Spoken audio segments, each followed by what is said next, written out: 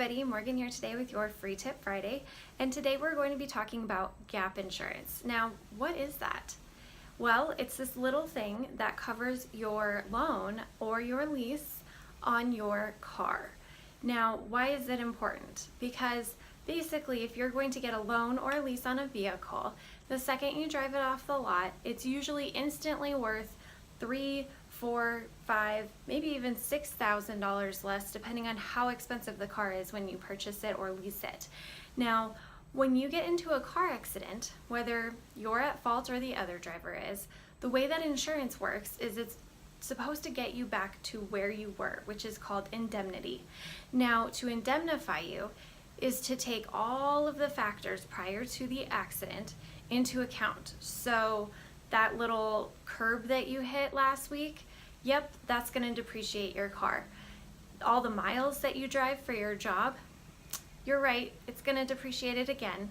Now, all these little things that get taken into account when a claim adjuster comes out to value your car when they're doing a total loss, guess what?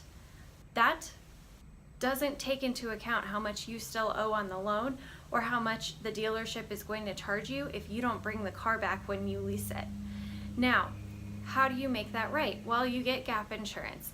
Gap insurance covers the difference between what your car is worth and what you still owe at the time of loss. Now, I've seen some of those be $5,000, $6,000, $7,000. I mean, depending on how big your loan was and how high your interest rate and how long you were supposed to have it for. I mean, it could be like 10 grand that you owe in between what it's worth and what you owe at the time of loss. And because it doesn't matter if you're at fault or the other driver is, the insurance company just has to replace the car that was totaled, not the amount on the loan. You could go in upside down on your next vehicle if you even qualify.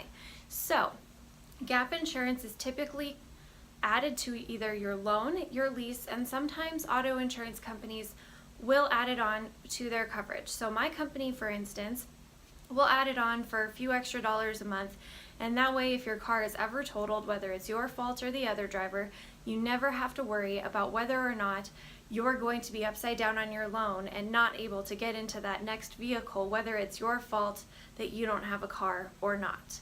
So, do you have gap insurance?